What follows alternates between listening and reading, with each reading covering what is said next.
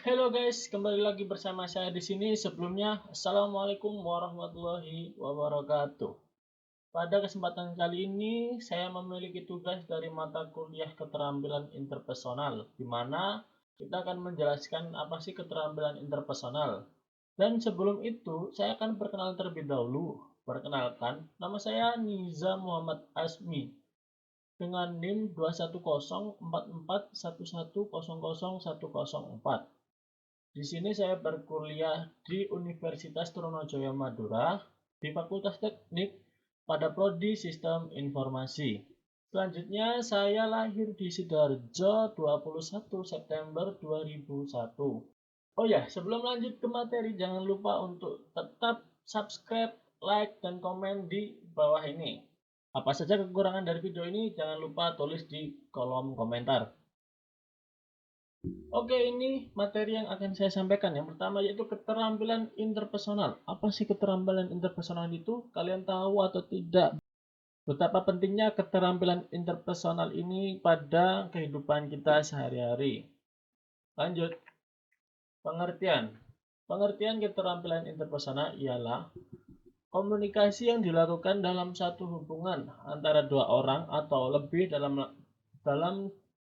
dalam jangkauan yang luas, baik secara verbal maupun nonverbal, dengan tujuan untuk mencapai kesamaan bersama. Jadi, keterampilan ini menekan pada hubungan seseorang dengan individu atau grup lain. Lanjut, di sini ada macam-macam aspek-aspek yang ada pada keterampilan interpersonal. Yang pertama yaitu memanfaatkan keragaman, yang kedua kepemimpinan, yang ketiga komunikasi efektif, dan yang keempat sinergi. Kita jelaskan satu persatu, yaitu yang memanfaatkan keragaman. Memanfaatkan keragaman yang dimaksud ialah kemampuan seseorang individu untuk dapat menghargai orang-orang yang dapat memiliki perbedaan dengannya. Di dunia ini terdiri dari berbagai macam orang yang mempunyai latar belakang yang berbeda-beda. Yang kedua ialah kepemimpinan. Kepemimpinan merupakan kemampuan seorang individu untuk Kepemimpinan merupakan kemampuan seorang individu untuk mengendalikan sifat, kebiasaan, temperamen, watak, dan kepribadiannya dalam mempengaruhi kelompoknya dengan maksud mencapai tujuan yang diinginkan. Yang ketiga ialah komunikasi efektif. Dapat disimpulkan sebagai berikut, komunikasi efektif merupakan kemampuan untuk saling bertukar informasi, ide, kepercayaan, perasaan, dan sikap antar dua orang atau kelompok yang dihasilkan sesuai dengan harapan. Yang terakhir yaitu sinergi. Sinergi ialah kemampuan individu untuk bekerja sama dengan semua orang dan mengutamakan kepentingan bersama. Oke, itu merupakan materi dari keterampilan interpersonal. Kita sudah tahu gimana sih keterampilan interpersonal itu, pengertian dan rumusan-rumusan yang ada di dalamnya. Oke, lanjut ke materi yang berikutnya. Langsung saja, terlebih dahulu kita persiapkan duduk yang nyaman dan dengarkan dengan seksama. Di sini kita dapat perkenalan terlebih dahulu pembuat materi dan kelompok saya, yaitu sebagaimana yang ada pada video. Oke, yang ini kita bertemakan pahlawan superhero Marvel dan ada materi yang namanya berempati dan simpati.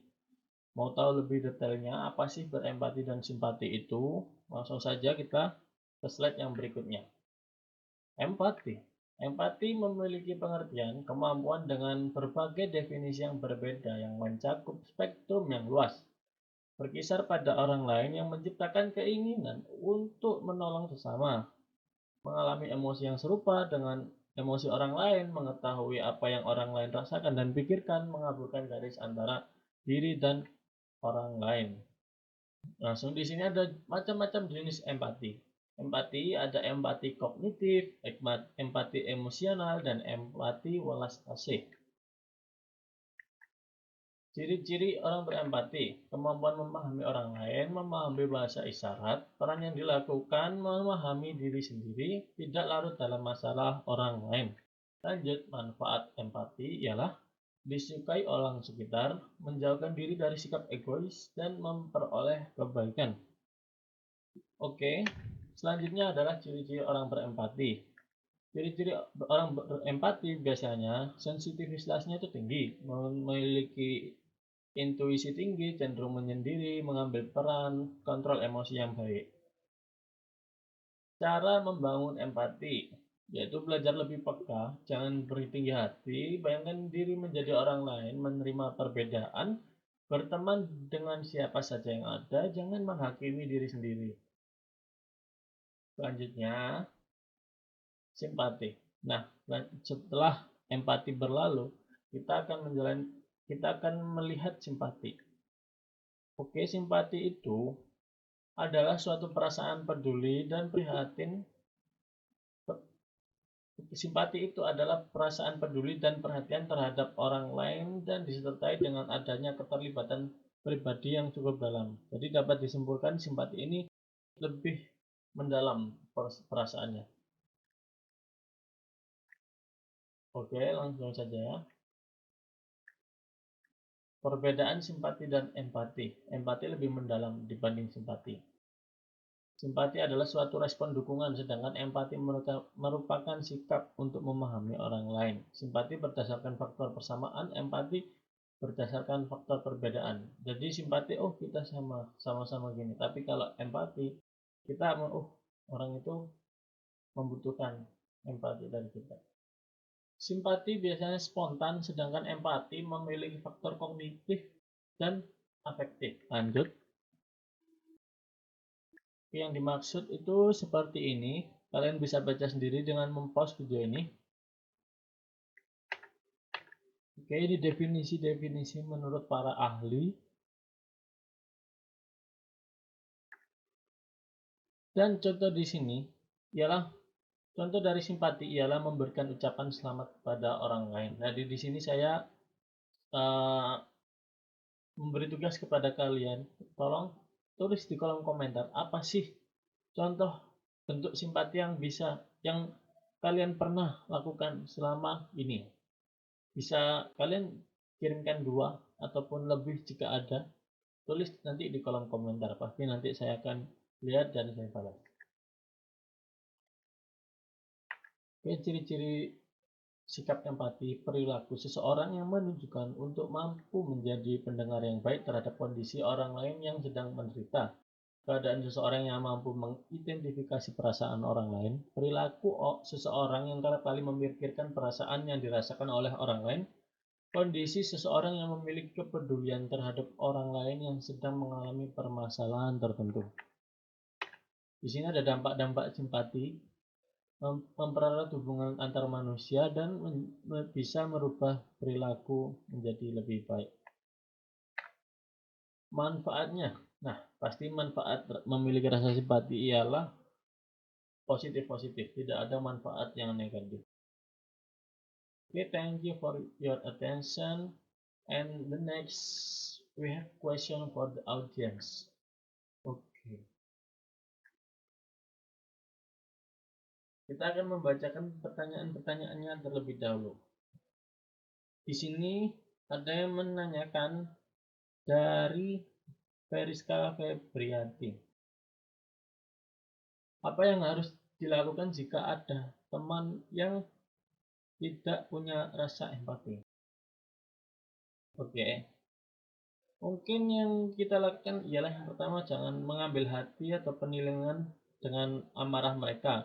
Jaga perasaan kita sendiri dengan tidak mengambil hati apa yang dikatakannya. Ingat diri kita bahwa masalah itu akan selesai dengan sempurna jika kita mengerjakannya dengan kepala dingin. Yang kedua, jangan membuat mereka mengerti perasaan kita. Mencoba membuat mereka mengerti dan memahami perasaan kita itu dengan dirinya sendiri, dan perlahan-perlahan mereka akan memiliki rasa simpati dan empati terhadap kita. Yang ketiga ialah sadarlah bahwa nilai dan harga diri tidak tergantung pada pendapat mereka sendiri, melainkan dengan pendapat orang lain terlebih dahulu.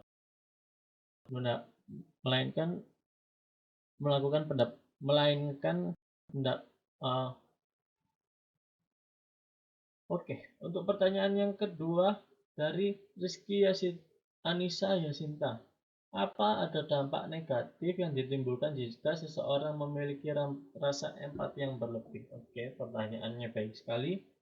Yang pertama ialah kita akan kelelahan dan juga depresi. Nah, kita akan kelelahan jika terlalu sering merasa berempati terhadap orang lain karena kita ingin membantu dan membantu. Yang kedua ialah tidak akan selalu merasakan hal-hal yang baik. Nah, karena kita sering dengar atau sering melihat orang lain kesusahan, kita jarang melihat orang lain melakukan perbuatan yang menyenangkan. Jadi kurang baiklah kalau memiliki rasa simpati dan empati terlalu tinggi. Yang ketiga, sulit membedakan emosi kita dengan dia. Nah, kadang kita juga perlu memikirkan terlebih dahulu apakah orang itu butuh simpati dan empati. Ternyata orang itu sedang baik-baik saja. Cuma kita ada yang merasa berlebihan memiliki simpati dan empati. Oke, ini pertanyaan terakhir dari Seven Dias Andika. Bagaimana cara membentuk empati sejak dini? Ya, yang pertama untuk membentuk empati sejak dini adalah berkumpul dengan orang-orang yang berbeda agar memiliki relasi yang luas. Yang kedua, menjadi pendengar yang baik. Di mana kita menjadi pendengar yang baik, di situ kita akan dihargai orang-orang lain dan orang lain akan merasa nyaman dengan kita. Posisikan diri kita menjadi orang lain, kita coba bagaimana sih kalau kita memiliki rasa empati terhadap orang lain, kita itu merasakan menjadi diri orang itu tersebut, bukan menjadi diri kita.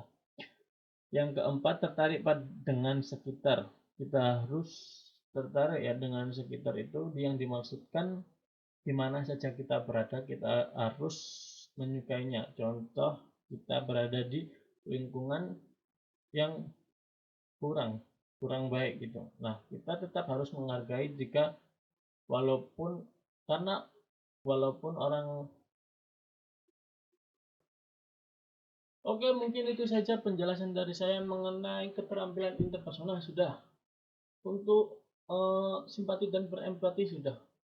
Saya ingatkan kembali, jangan lupa like, comment, and subscribe di channel ini karena ini merupakan tugas dari UAS saya semester 1. Terima kasih telah menonton hingga akhir. Tolong jangan di skip-skip. Semoga ilmunya bermanfaat. And Zam di sini.